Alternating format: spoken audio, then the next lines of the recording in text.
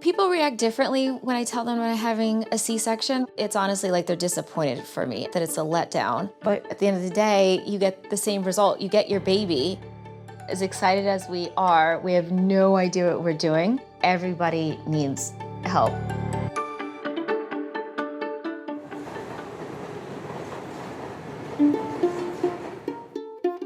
I've always wanted to be a mom. I think since I was a little girl, I imagined having a husband and a family. I just didn't know when it would happen.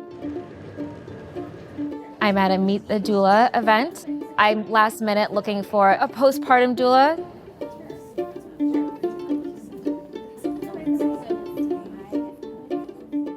There's a group of about 5 or 6 doulas here, like a speed dating event. And you get 10 minutes with each doula to find out what their expertise are, how they would sort of fit with your lifestyle. As far as my health is concerned, I have had 3 myomectomies, my first one when I was 25.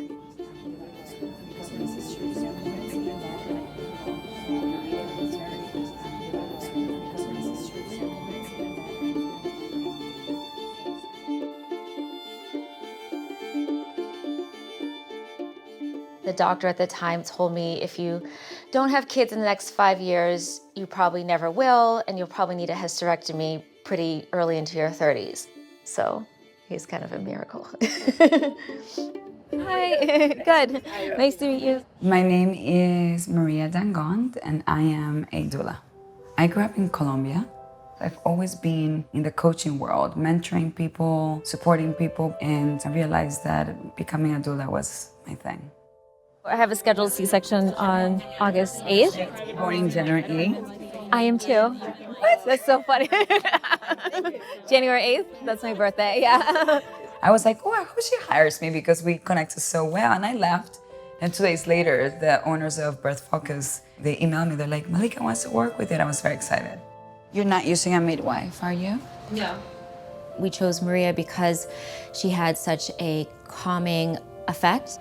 I show up, I'm like, what can I do for you to make you feel comfortable? It's really just being the presence of support, and also I'll be asking you, like, Malika, do you need support with anything? Sure. And if I notice something, I'm gonna ask you. Yeah. So I'm gonna be like, hey, I noticed that you're a little down, what's going on? I know the 2 of us, and I just thought it'd be just better if we can to have somebody to help us. You know, I want to be in the driver's seat and I want to be in control, and there are things that I want to do after the C-section to make sure that I bond with the child. But you know, it's scary. We're delivering at 37 weeks. My main concern is that he's a healthy weight. Every app that I download, every website that I read just makes me more nervous that something could be wrong. So I try and stay off of them. But, you know, before the appointment, I think, you know, when's the last time I felt him kick? I think it's just more anticipation, that I just want to see him and he'll be okay. The famous Malika. No, please. And your baby's looking good. Dr. Tepper will perform the C-section. Right now, he's pretty confident it'll go pretty smoothly. See that fuzz on top there? Yeah. Oh, terrible. This is from. Here, oh, it's moving its lips. I can see, yeah. This time I actually saw my son for the first time. That's where I want to go. Hopefully we can enter, no problem, without any issue. There was a lot of stress, you know, leading up to the C-section. In the beginning, I did feel some guilt. I called my insurance and the woman said, well, you never know, the baby could come naturally. Wouldn't you want him to come out naturally? And that was calling my insurance company. One of the things people get wrong is that, you know, assuming that it's easier. It's not easy. Being awake for surgery is a big deal, and it's really scary. But as the pregnancy progressed, I realized that it was the best option for my family. I stopped explaining myself. I stopped feeling guilty. All right, good. I'm feeling pretty confident. I'm feeling good.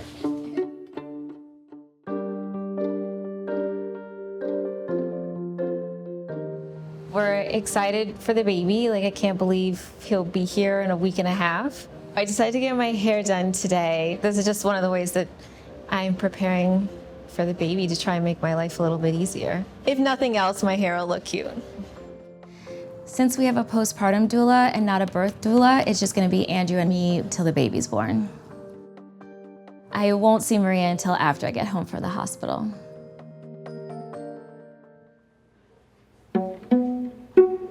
It's the morning of the C-section. I feel extremely nervous. I'm ready. What time is it, Andrew? Andrew? Yeah, What time is it? 5:15.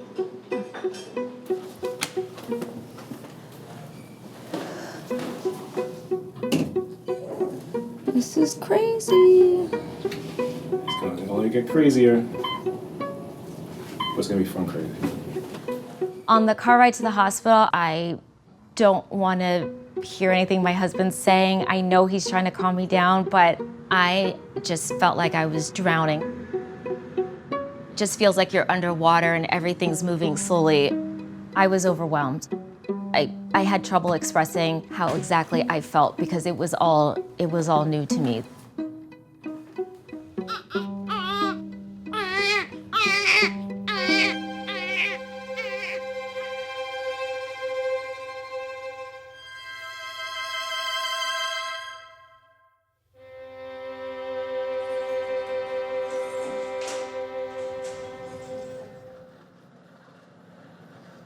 Take this off. You're ours now. Yeah.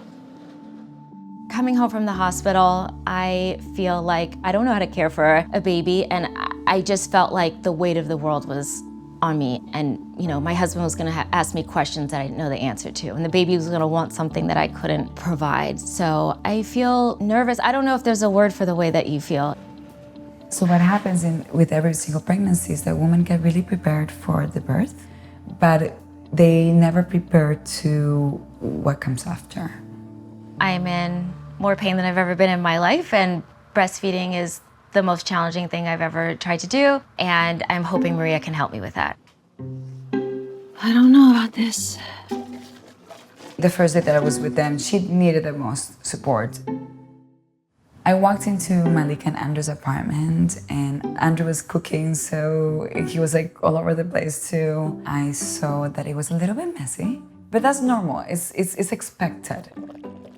What I needed to do was clean the place.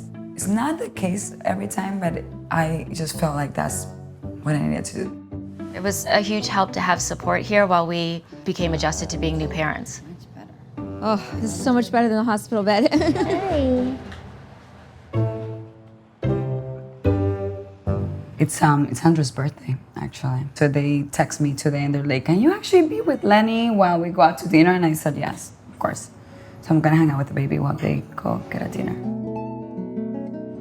Since bringing the baby home, things have been challenging.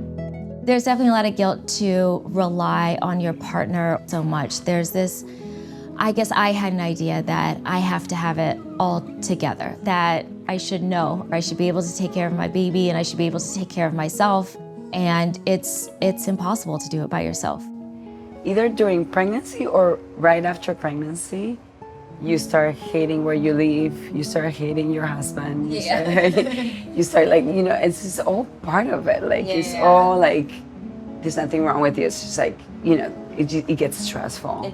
It gets stressful and it's a lot to take in, but it gets better with time.